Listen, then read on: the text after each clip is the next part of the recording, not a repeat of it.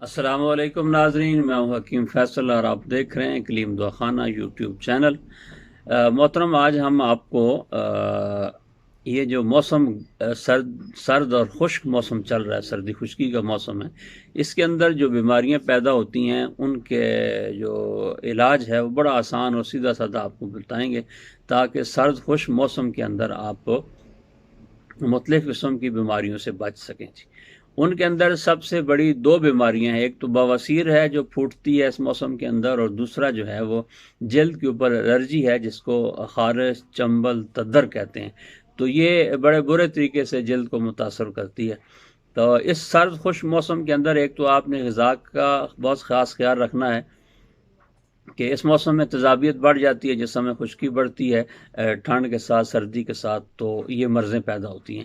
تو یہ سارے خشکی سردی کے مرضیں ہیں۔ تو آپ نے ایک تو یہ ہے کہ کھانے کے اندر سبزی کا استعمال زیادہ کریں، اور خاص کر کے دیسی گھی اور سرسوں کا تیل یہ زیادہ سے زیادہ آپ استعمال کریں کھانے کے اندر، انشاءاللہ اس سے بھی افاقہ ہوگا۔ اور ایک بڑا آسان نسخہ ہے جو میں آپ کو بتا رہا ہوں، وہ یہ کہ آپ نے 50 گرام سونف لے لینے ہیں، 50 گرام آپ نے سفید زیرہ لینا ہے، اور 50 گرام آپ نے گندھک آملہ سار، یہ ایک پنساری سے مل سکتی ہے، آپ لے لیں۔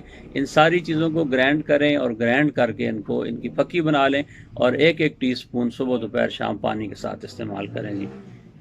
اور اس کے ساتھ ساتھ آپ نے ایسے کرنا ہے کہ 2 بڑے چمچ جو ہیں وہ 1 کپ، چھوٹا کپ جو ہوتا ہے وہ سرسوں کا تیل، اس کو آگ کے اندر گرم کریں پین کے اوپر، اور اس کے اندر جب وہ تیل اچھی طریقے سے سرسوں کا گرم ہو جائے تو اس کے اندر یہ 2 چمچ اسی دوائی کے فل ٹیبل سپون بھر کے ڈال دیں، اور نیچے اتار لیں۔ ایک پیسٹ سا تیار ہو جائے گا، وہ پیسٹ آپ نے متاثرہ جگہ پہ رات کو لگا لیں، صبح اس کو صابن یا شیمپو سے دھو لیں۔